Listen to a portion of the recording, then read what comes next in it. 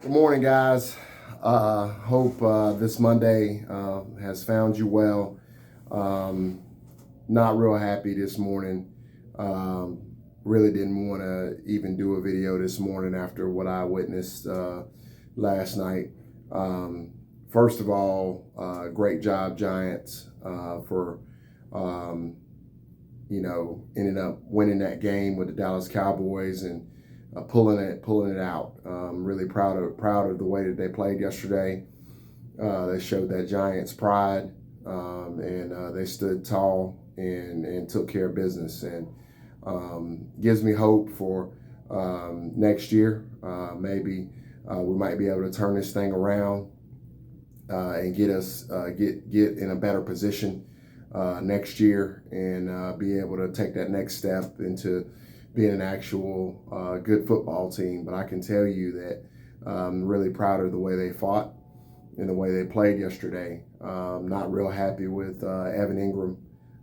He almost cost us the game again. I think it's time for us to move on from him. And I've been an Evan Ingram fan since we drafted him. I think the kid has tremendous ability, tremendous potential there. Can run, big body, obviously a bigger bodied receiver, kind of. Not really so much a tight end, but just has the ability to stretch the field and be a big play threat. But he almost cost us the game again, dropping passes, which caused an interception, and then dropping a big second down play that we were way behind the chains, and it would have given us a chance to convert later on in the game. And I'm just tired of it. It's just too much. I think that for as much potential as he has, and somehow making it to the Pro Bowl, which he shouldn't have, I think it's time for us to move on from him. Zach Ertz is going to be a free agent. The guy's killed us for years, so maybe we go get Zach Ertz in his place. I think he's a much more complete tight end that can block and is more reliable with his hands. So I don't know what Ingram's contract situation is. I know there's a fifth-year option coming up and things of that nature. I don't know if the Giants will pick that up or not, or if they have or whatever, but I think we need to move on from him. But overall, I think that the Giants fought hard. Graham did a very nice job defensively, making some changes, like I was ranting about last Monday. Really proud of the way he adjusted the defense there, playing a whole lot more man coverage, actually bringing some different blitzes. And then he also mixed some zone in there, which I didn't have a problem with either, because he was able to play mostly man, though. Made a huge difference on these Cowboy receivers. So kudos to Graham, the defensive coordinator, and just the whole defense for just playing their butts off and playing so hard. And Daniel Jones had a nice game, played really well. Evan Ingram made him look worse than what he actually played. I thought he played really well, even being limited with mobility. So really proud of all that. And then we get to the nightcap, and to tell you that I'm disgusted. I'm disgusted as a Giants fan, number one, because we didn't get in the playoffs. But I'm more disgusted because of the black eye on the game. This is a game that I absolutely love, and I know that sports doesn't matter to some people. And I know that there's a lot of fans out there, and a lot of people that, believe in tanking for draft picks and things of that nature. I played the game for a long time, played at a high level, and I can tell you that the guys in that locker room don't care about tanking for a draft pick. For those of you who don't know, which I'm sure you all do, the Philadelphia Eagles were right in the thick of the game. Probably should have tied the game up. They had an opportunity to kick a field goal there. They were fourth and goal from the 4-yard line, 17-14 ball game. Had a chance to tie the game up there. Doug Peterson goes for it. They didn't make it.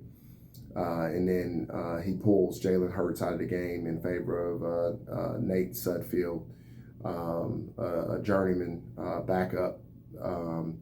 And I'm sure, and this is no knock on him personally. I'm sure he's a fine human being and a fine man. I'm sure he's a good guy. Obviously, he has significantly more ability than I ever thought about having because he's playing in the National Football League and I'm not. So I got to give the guy credit where it's due. But he's got no business being in playing in the game unless it's an emergency situation where somebody's hurt. He clearly is someone that you're not going to start. You're not trying to build for the future or anything like that. Jalen Hurts, I believe you need to see more of him. If you're the Eagles, from a front office perspective, you want to see this guy play. You want to see what he has because you got a big decision coming up because you got to figure out what you're going to do about Carson Wentz. I don't think you're going to be able to trade Carson Wentz, but at this point, I don't think you're going to be able to keep him either because I don't see how you put him back in there over Jalen Hurts after Jalen Hurts has taken over the team and honestly has played better than Carson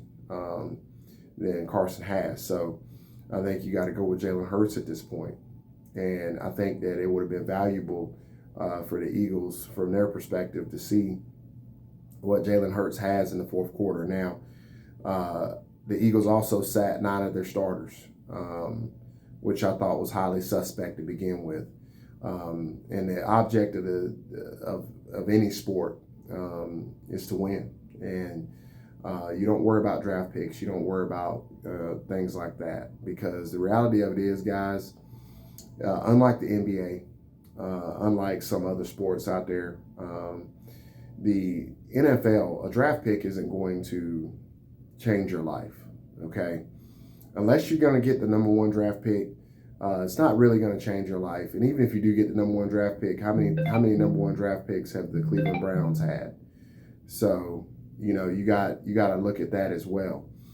Just because you have the number 1 draft pick or just because you have a higher draft pick doesn't mean you're going to pick the right person. So, and when you look at, the history of the draft, the best draft picks tend not to be first-round draft picks. I mean, you look at Tom Brady, 7th-round draft pick, and it's going to go down as the greatest quarterback or possibly the greatest player ever, and there's countless and countless cases of that. You go all back through the history of the NFL. One that comes to mind, Shannon Sharp. Back in the days that he came out, I believe there was, more rounds of the draft. I think the guy went in like the 9th or 10th round of the draft or something. I mean, and he ends up being, one of the greatest tight ends to ever live. And so when you consider all of these things, getting a high draft pick doesn't mean anything. All right. And as far as the preparation of those guys, the preparation of those guys going in that locker room, working hard during the week, putting their bodies on the line. And guys, you got to understand something. When you're out there on the NFL field, it's not tag. It's not flag football. All right. You're literally taking your life into your own hands when you step in between those white lines. Because those guys are big, they're fast, they're strong, and they hit really hard. And if you come out there and you're not ready, you could get hurt or you could possibly die. If you get hit, the wrong way or hard enough in the wrong area. And when you consider these things, Doug Peterson disrespected his players. He disrespected the organization.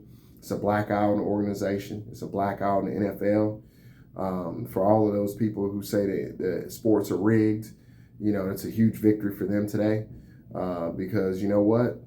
Last night was rigged. And, it saddens me as a football fan more than it does a Giants fan that we've come to this point. Now, I really would like to see 2 things happen. I don't know if they will or won't, all right? Probably not, because normally when things should happen, they don't. But the Eagles need to terminate Doug Peterson immediately. That's number 1. I kind of expected to wake up this morning and see that early, but I haven't seen it yet. So maybe it won't happen. Maybe he had orders from on high. But the other thing that needs to happen, more importantly, NFL has to step in and say, you know what, you guys, you tanked on purpose. You lost on purpose. So you lose your first round pick. That's what I think needs to happen. The NFL needs to send a clear message that they're not going to tolerate this nonsense, because this is what makes the NFL great. All right, we all know it. The fact that they all play hard, they keep playing hard, that makes it different than other sports, is that how hard these guys play and they try to win. Look at what the Jets did. I mean, the Jets needed the first number one overall pick more than anybody. They needed Trevor Lawrence more than anybody. Well, guess what? They didn't let that get in the way of winning. So, I just like to see those two things. Guys, let me know. I'm completely disgusted. This video is going a little bit long because of my disgust right now, but I appreciate you guys watching. I'll put up a NFL playoff video in the next, if I don't do it today, I'll do it the next couple days, breaking down each game that's coming up. I'm going to preview each game and give you a prediction, and we'll go forward. But I'd like to see what's going to happen today. I'd like to see the NFL step in. So, guys, let me know what you think in the comments, and I appreciate you watching again, as always. Appreciate the support, and you guys have a great day. Thanks.